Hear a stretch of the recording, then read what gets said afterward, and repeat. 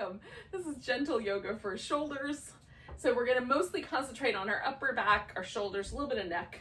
We're gonna start lying down. Now, you can do a variety of different supports as you like. What I'm gonna do is take a blanket and kind of roll it. So essentially this makes a little mini bolster, right? A little mini pillow. And it's long enough that my spine will rest on it and my head.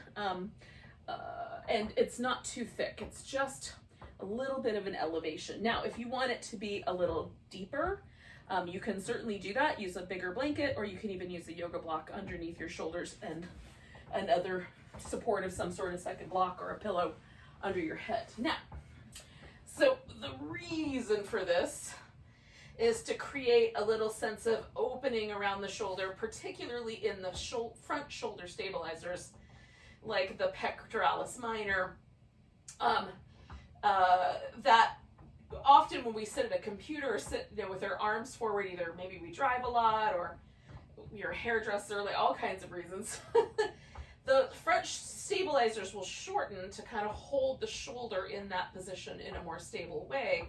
And that then leads to some potential problems with the back of the shoulder, rolls the arm bone forward a little bit, causes some alignment issues. So this is a kind of countermeasure to that. It sort of allows some release in that muscle. Now, interestingly enough, the same muscle that stabilizes the shoulder from the front is also a secondary breathing muscle. And so when that muscle is tight, we also can get a little bit less of a nice deep breath. So there's multiple reasons to want to do something like this.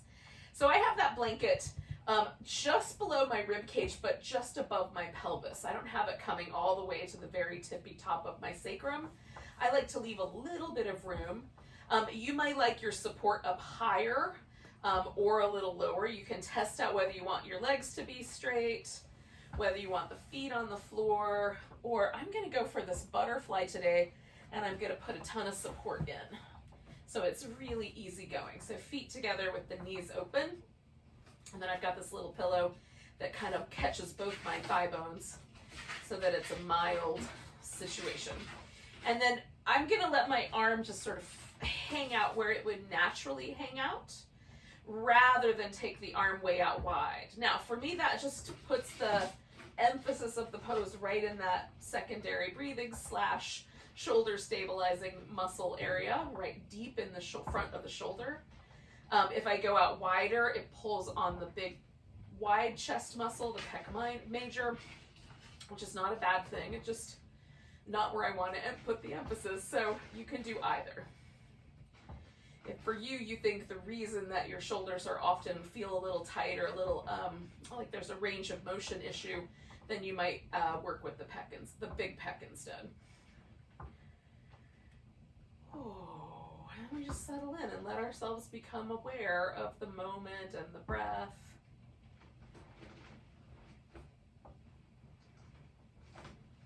And I've got like some activity going on around me that from time to time might pull my attention. You might have pets or kids or neighbors or whatever. And just when you catch yourself sort of getting distracted, just remind yourself to come back to your breath and to the pose that you're in, whatever that might be at the time. We're going to stay with this pose for a couple minutes because it does take a while for these deep stabilizers to really begin to let go. So we'll stay for about 3 more minutes. You can do something like this, especially if you have a job where you know your shoulder kind of winds up being pulled forward quite a lot of the day. You can do this, something like this at night, even for like 10 or 15 minutes, if it feels okay to do it for that long. Just to sort of reset your shoulder.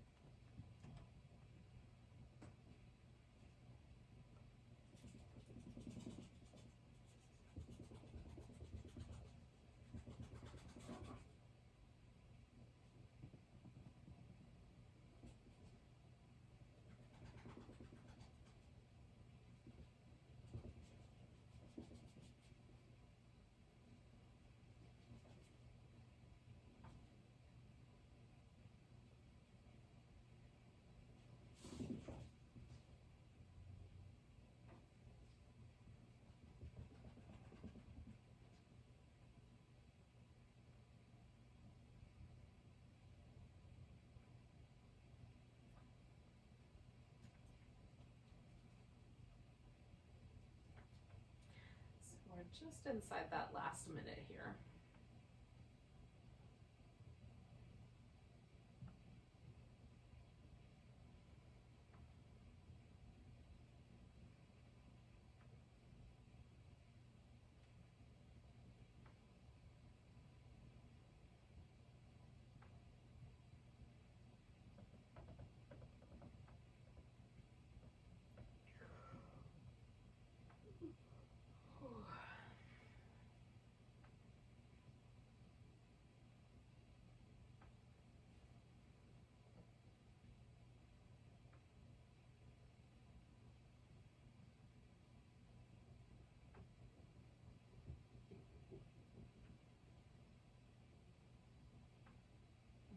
So I'm going to take in one more big breath. And then I'm going to change my legs first. So just bring the knees together, pull the pillow out, put it off to the side. And then while I'm at it, I'm going to roll to the side and slip the blanket out and leave that as well. So I just want to make sure that I have enough room that I can reach my arms overhead. So we'll do a little sequence of movement for the shoulders, but before we get to that, just sort of notice where you were left. So I still feel like there's a little bit of a blanket underneath my back. There's just this tiny little impression left behind. So I'm gonna sort of curl my abdominal muscles in so that I've flexed my spine a little bit. And then I'm gonna push my upper back into the floor and just kind of massage that area right between my shoulder blades. Oh, in that kind of zone where the blanket lived.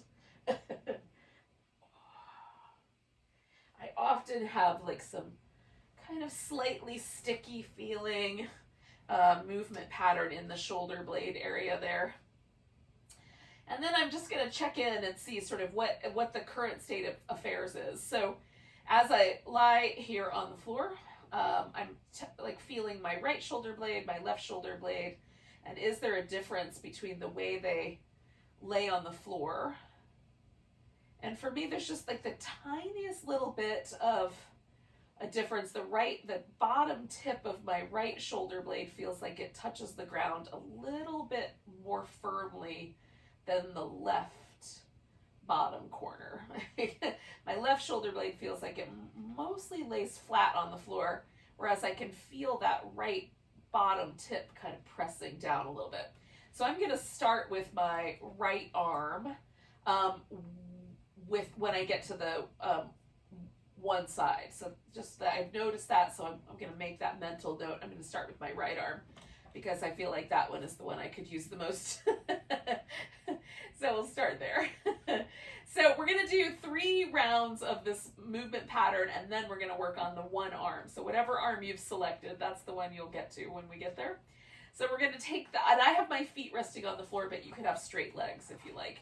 We're going to reach down towards the heels, and then as you bring your arms up overhead all the way, or as close as they'll want to go, just keep stretching through that range of motion. So I'm reaching out, and there's a huge movement happening in my shoulders because of this, right?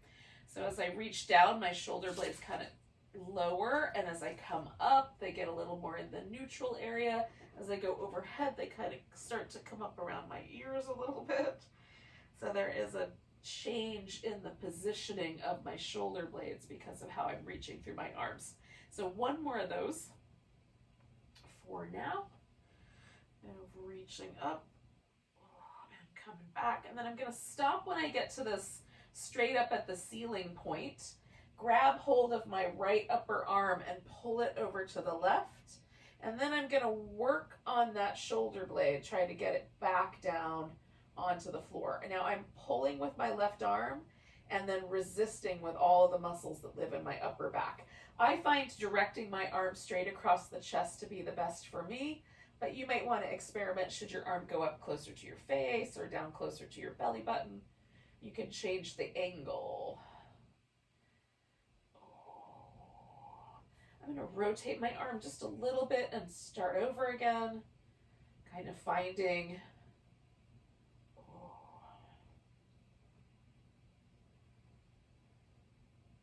just a little shift up.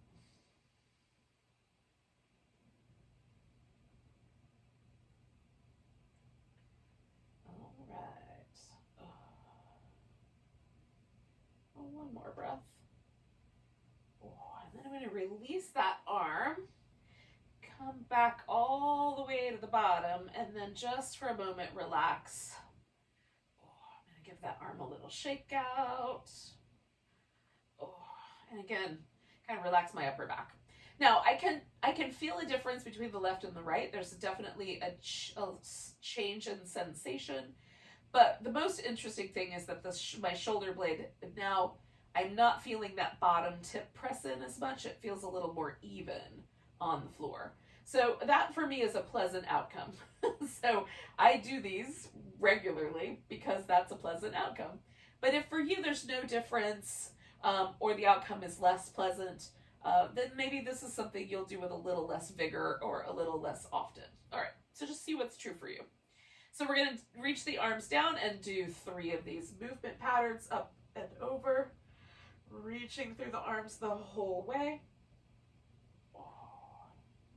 And I love this for a variety of reasons. I like feeling how, as my arms change position in relation to gravity, how the muscles kick in to support the structure that I've got going on here. I like feeling my shoulder blades move through a range of motion against the weight on the floor.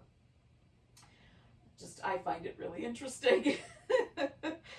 So maybe you can enjoy that as well. All right, so I'm going to stop when I get to this pointing up at the ceiling bit, and then I'm going to grab that left upper arm, and same idea. So, hold on, I got an itchy nose.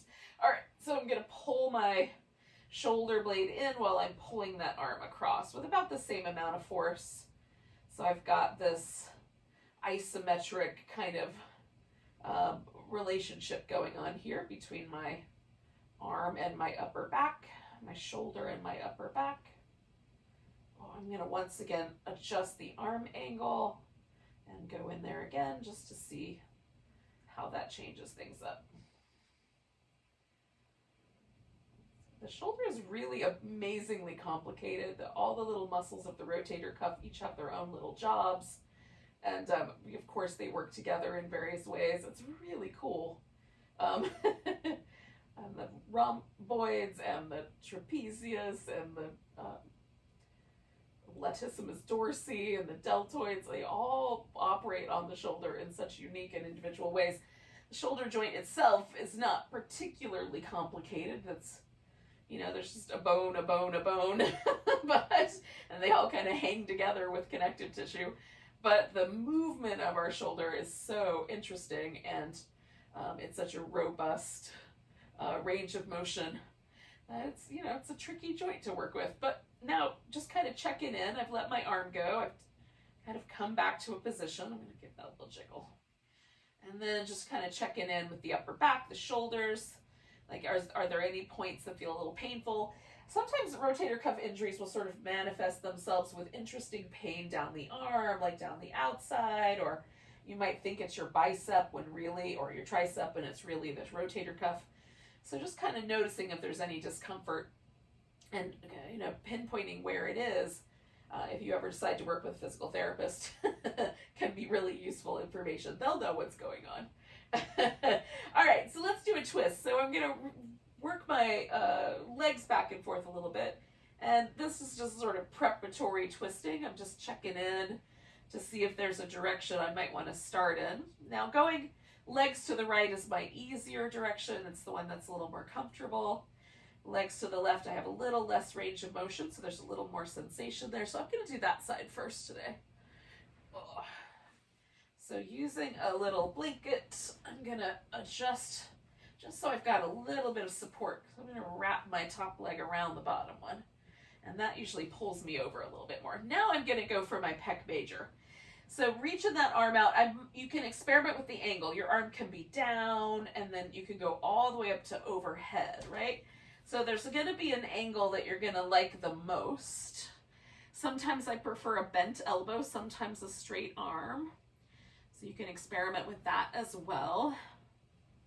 And then just kind of finding out, like, where's the right...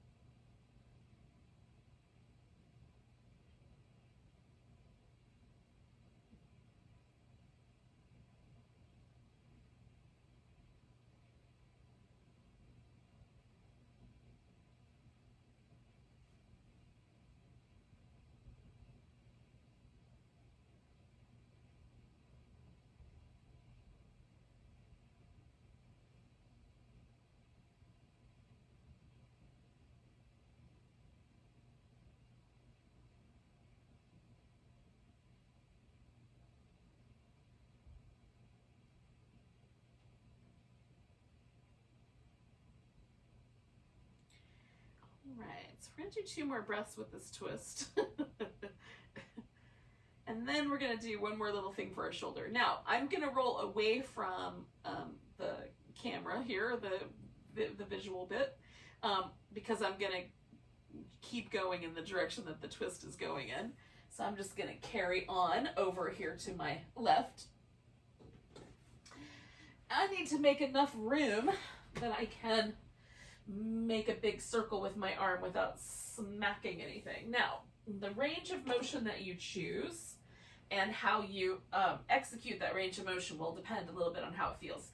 So you can have your arm parallel to your shoulder, like in line with your shoulder, parallel to the arm on the bottom, and try to maintain that angle. Or if it feels pinchy at all in the nerves, or there's any numbness or tingling in your fingers, you can elevate the arm a bit and make more of a funnel shape and see if that works better.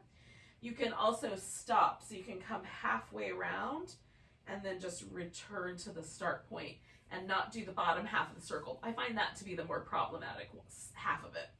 So choosing which kind of versions you're gonna do, and I'm letting myself kind of roll a little bit with this. So as my arm comes behind me, I'm letting that upper part of my shoulder kind of come back with the arm. Not quite all the way to the twist, but in that direction.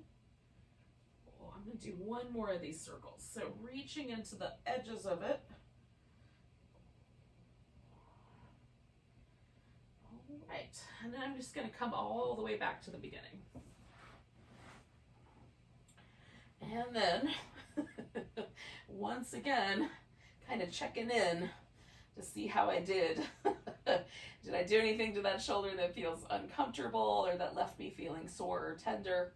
And actually it feels really great. So, but I feel like I've got like room between my earlobe and my shoulder on this side that I don't have on the other, which may or may not be true, but it feels that way. Okay, so I'm gonna do my twist go in the opposite direction. So kind of creating a little structure and choosing an arm angle that gives me the right amount of stretch through the chest muscle. So the pec minor, which is a littler muscle, and it kind of attaches to the rib cage near the armpit and goes through the shoulder and attaches to the shoulder blade. So it goes through the armpit area and attaches to the shoulder blade. So it stabilizes the shoulder blade onto the body from the front. The pec major goes from the breastbone across the rib cage and attaches to the arm bone. So it's not attached to the shoulder itself, the shoulder blade, it's attached to the humerus, the upper arm. So it's a little different, right? In terms of stabilizing, it's more, has other jobs rather than just stabilizing the shoulder. And for me, it's a much more sensitive muscle. There's a lot more nerves in the connective tissue of the pec major than versus the pec minor. I can feel the pec minor because of how my shoulder changes, and with the pec major, I feel the stretch, right? A sense of stretch.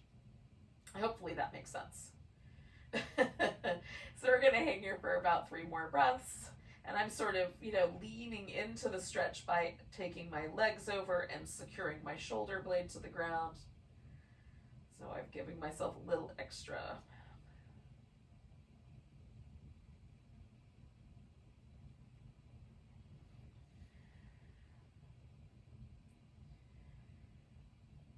Alrighty, so I'm gonna bring my whole body around to the right. Make myself a little headrest. Ensure that I've got at least mostly a pathway I can trace with my arm without running into the furniture.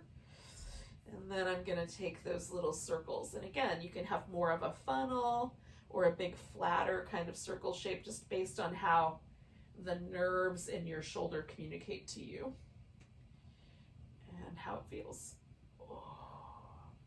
And I'm reaching through my arm, like as I go, it feels like my arm gets longer. It probably doesn't, but I'm probably getting a little bit of range of motion. Okay, I'm gonna do 1 more circle. And then we're gonna take ourselves onto the belly. and do some work with Cobras. Now, and the little Sphinxy stuff. All right, I'm just readjusting onto my mat here. All right, now, Cobra is really an upper back, middle back, legs, glutes, all of the back really, but we're really trying to strengthen the muscles that support the spine, predominantly the muscles that run up and down both sides of the spinal column. And so if we push with the arms, we're cheating ourselves out of that back stabilizing, that back strengthening. So we really want to work this pose from the back muscles.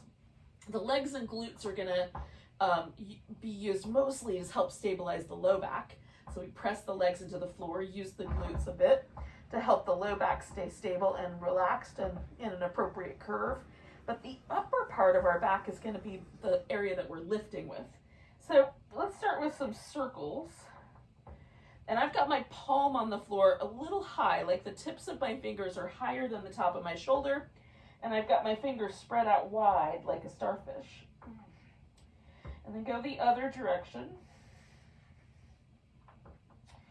And then I'm going to draw my elbows towards my waist and pull on the floor with my hands. And by pull, I mean I'm pulling backward. My hands aren't going to really go anywhere because of the pressure. But that is going to open up the space on the front of my shoulder. So lifting into the Cobra, however high you want to lift, and then pull so you're broadening through the chest.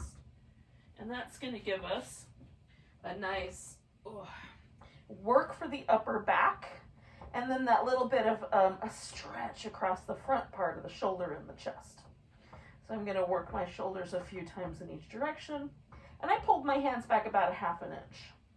Pressing the palms down, lifting, pulling open. Okay, now I'm going to take my hands out kind of wide. I like my fingertips up on, like I'm up on little spider tips, right, of my fingers. You can have flatter palms. I just need more range of motion because I've got short arm bones. So this gives me the extra range of motion. So I'm going to lift myself into Cobra.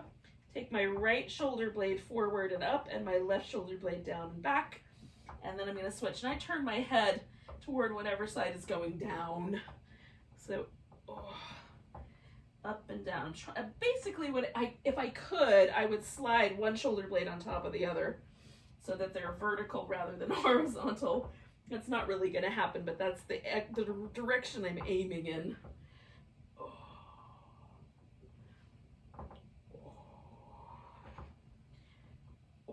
All right, when you're ready, you've done a few rounds of that. We're going to come back. Now I'm going to take myself back to child's pose briefly and then come to a seated position. We'll do a little work for our neck. If it's helpful, hi pumpkin. If it's helpful, you can sit up on a pillow or a blanket. Oh gosh, that's nice.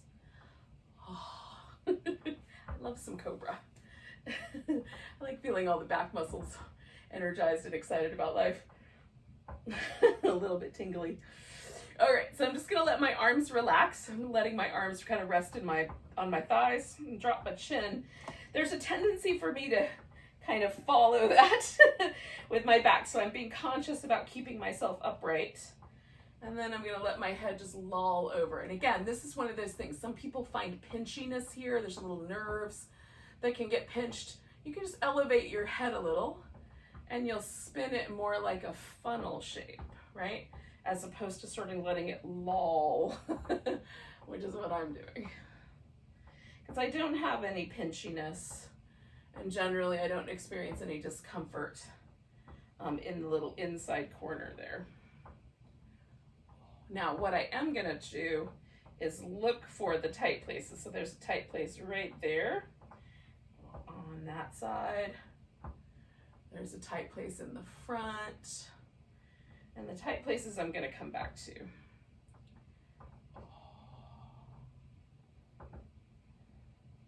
I'm going to do one more little just spin around from one side to the other here, and then once I get back to the middle, I'll stack everything up. Okay. So the muscles I'm going to concentrate on are the ones that stabilize my skull onto my neck.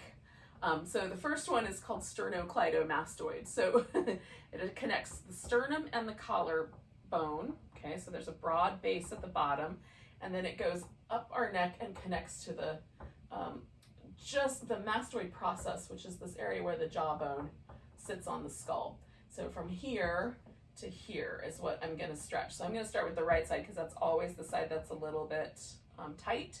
So I'm essentially letting my head go backwards. I'm pulling the skull away from my collarbone, and then I'm going to pull my collarbone down a little bit to the bottom right. Head to the upper left, collarbone to the bottom right. And as soon as and sometimes like turning your chin in or up is going to be better. For me, a little more level or in is better. Once I feel that kind of band of tissue stretching in that general area, and I can feel it pulling right there on that part of my sternum, across my collarbone, all the way up to just behind my ear. That's the muscle. And you may or may not feel any of that, so don't worry about it if it's different. Just find a tight place and work with it. For me, these are usually the muscles that are tight, the ones that are trying to keep my skull in place. All right, so I'm going to release that by pulling the collarbone up and then bringing my head back, just to release the tension from the muscle before I do the movement. Okay, I'm going to stay on the right side. So the other muscle that works in the same way, that stabilizes us from the back, is called the Levator Scapulae.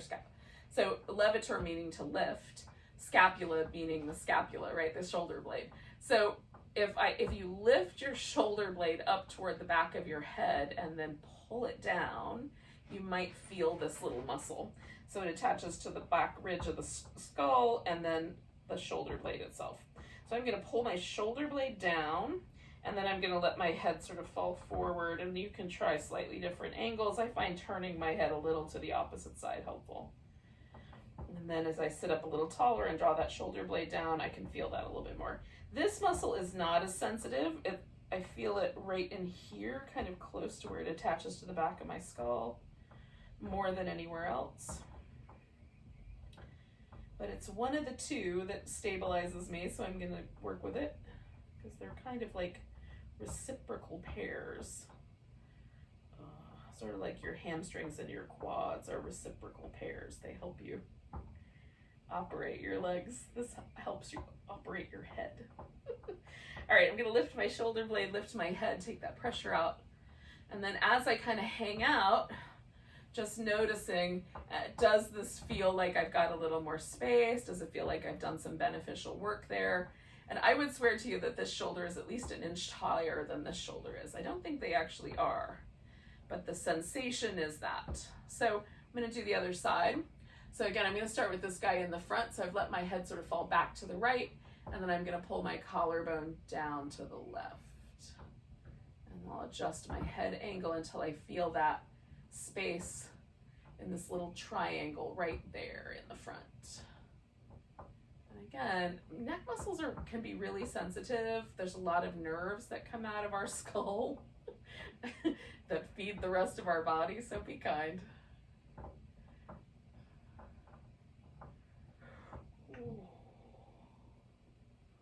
And usually the left side is not as tight, but because I stretch the right side first, I'm definitely feeling this.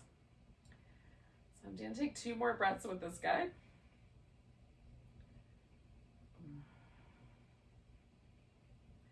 I'm going to bring my shoulder up and bring my head up. Give it a little movement, and then we're going to go for this Levator Scapulae. So I'm going to let my head fall forward. I'm going to pull my shoulder blade down. And this guy is just not as tight as the other side, but I can just feel it if I get to the far edge of the motion. And then just breathe.